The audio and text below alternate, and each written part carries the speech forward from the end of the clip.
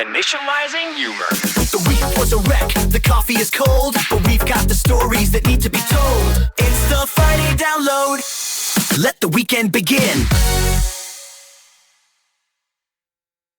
Welcome back, ladies and gentlemen, to the Friday download. I'm Dr. JR. If you're new here, I'm the only doctor who won't check your reflexes, but I will tell you why your smart fridge is judging you for your 2 a.m. cheese habit. It's Friday, January 16th of 2026, and the future has officially arrived, but it looks less like Star Trek and more like a tech support ticket written by a chaotic deity. We've got woodwinds causing national security scares, robots joining the Georgia workforce, and AI systems in Utah that can now legally tell you to take 2 of these and call me in the morning.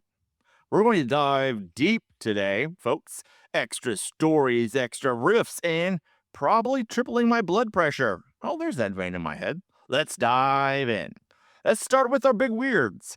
We have to start with the Clarinet Crisis. You know, clarinet, the clarinet goes diddly diddly, whatever.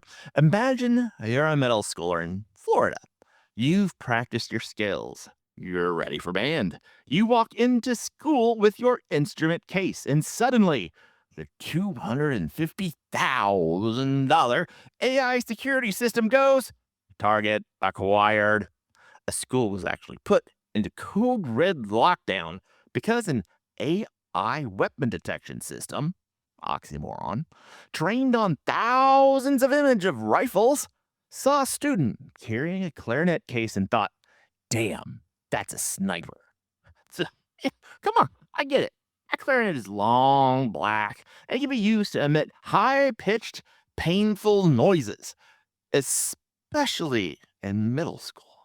But this is the classic AI hallucination in the real world. We spend millions to make sure schools are safe, and the algorithm is out here acting like a nervous chihuahua that barks at a leaf. If this keeps up, by 2027, the AI will be calling an airstrike on a rogue trombone.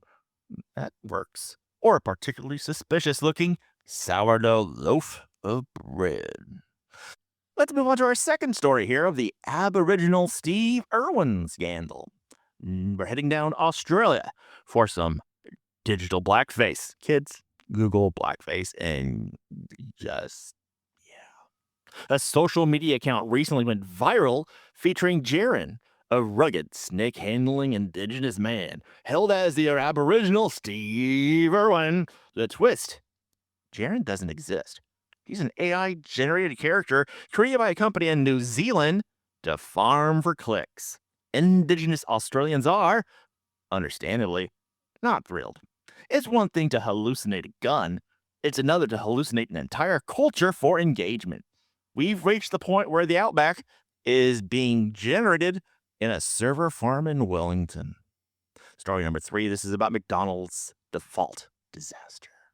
And for our third slice, a group of security researchers just cracked a McDonald's AI chatbot and exposed the personal data of 64 million job applicants. How'd they do it? Did they use a quantum computer, high-level coding, an AI? No, they used the default password. That is 123456. Anyone, if you still have the password of 123456, slap yourself. Or if you know someone, slap them. But if you don't know someone, but they think they might have the password, slap them anyway. Now, we're building sentient adjacent intelligences, and we're securing them with the same password my dog uses on his food tray. Granted, he can't touch it, but I mean, really? It's like putting a vault door on a cardboard box and then leaving the key in the lock. So, in 2026, we can say that the machines are getting smarter, but the humans are still, well, we're still using the same people who forget where they've parked. Let's move on to our second segment of the day. Though, wait, that's actually pretty damn cool. Okay, let's pivot to something that makes me want to high-five a circuit board. First, Utah. While the rest of us are arguing or whether AI can write a poem. Utah said, "Hold my stethoscope." They've officially authorized AI to prescribe medication. Of course, nothing wrong with this, but listen up. Explain it in this simple terms. So, look at this. You're sick. You don't want to sit in the waiting room with a guy who's definitely patient zero, unless they're Stanley Tucci. You might. Anyway, you log on. The AI analyzes your vitals from your smartwatch, checks your history against every known medical database on Earth, and boom, your antibiotic is at the pharmacy before you can finish saying hypochondriac. Just like that. It's taking the Dr. Google experience and turning it into actual regulated medicine. Our second story comes from Georgia. Meanwhile, in Savannah, Georgia, the Boston Dynamics Atlas robot isn't just doing backflips for YouTube likes anymore. It is now officially an employee at the Hyundai plant. This isn't the testing phase where their engineers are sweating behind a curtain. This is physical AI. The robot is moving engine parts with more grace than I am after 2 cups of coffee. We've spent years worrying about AI taking our thinking jobs, but now it's coming for the heavy lifting jobs too. If a robot wants to lift a 50-pound car door in 95-degree Georgia humidity, because damn, that's about what it is, I say, welcome aboard, buddy. Your locker is right next to the charging station. And our third story is going to come with the mind-reading headset. Oh, you want to hear this.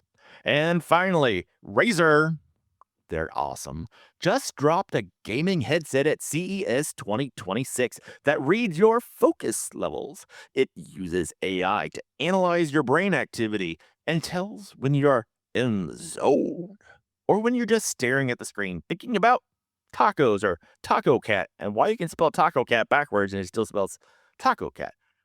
Taco cat. Imagine applying this to real life. Honey, are you listening to me?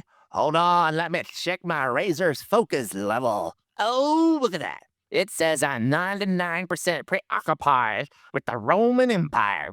My bad. It's a warm note for the future of neuro-inclusion and productivity. Finally, a gadget that proves my brain is actually doing something. Bam. Let's move on to our third segment of the tiny tech snack pieces here. So these are your morsels of goodness. So sit back and grab your napkin. First snack, the Gmail time machine. That's right, Google just integrated Gemini 3 into Gmail for everyone. So why does this matter? It can now answer questions about your entire inbox. You can ask, when did I actually agree to go to Susan's baby shower? And it will find the specific lie you told in 2024. Second one, Bandcamp draws a line.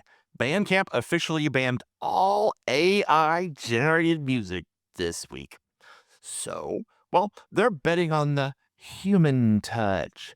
In a world of deepfake Drake, they want artists who actually have a pulse, or used to have a pulse, or, I don't know, still frozen and someone have a pulse? Oh, okay. The Ultrasonics Chef is our third story. A new kitchen knife vibrates 30,000 times a second using AI to reduce friction. Do they really need 30,000 times a second to reduce friction? Can't they just use that stuff that from a Christmas Vacation where he slides down the hill and ends up in a bend somewhere?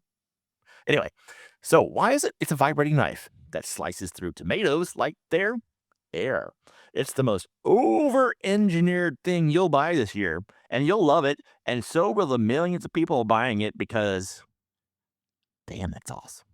And our final snack. So pack it up for the 2D to 3D glasses. X-Real's new glasses convert any 2D video into 3D in real time. So why does it matter? Well, your old home movies can now look like Avatar. Even the ones where you fell off the trampoline in '98. But damn, it was in 3D. And that's the week, folks. From clarinet hunting algorithms to robot factory workers and AI-generated crocodile hunters. We are officially living in the future. It's just a little bit weirder than the brochures promised. If you have enjoyed this download, do me a solid. Subscribe, leave a review, tell your smart toaster about us, and make sure all your other friends know I wouldn't mind to have that knife. So, this has been Dr. JR, the Doctor of AI. So catch us next week where we'll probably be discussing how an AI managed to get elected as an HOA president. And is that really a bad thing? So always double check your Clarinet cases. And for heaven's sakes, be nice to your chatbot. Change your passwords. It might be writing your next prescription as well. Later, folks. Initializing humor. The week was a wreck, the coffee is cold, but we've got the stories that need to be told. It's the Friday download. Let the weekend begin.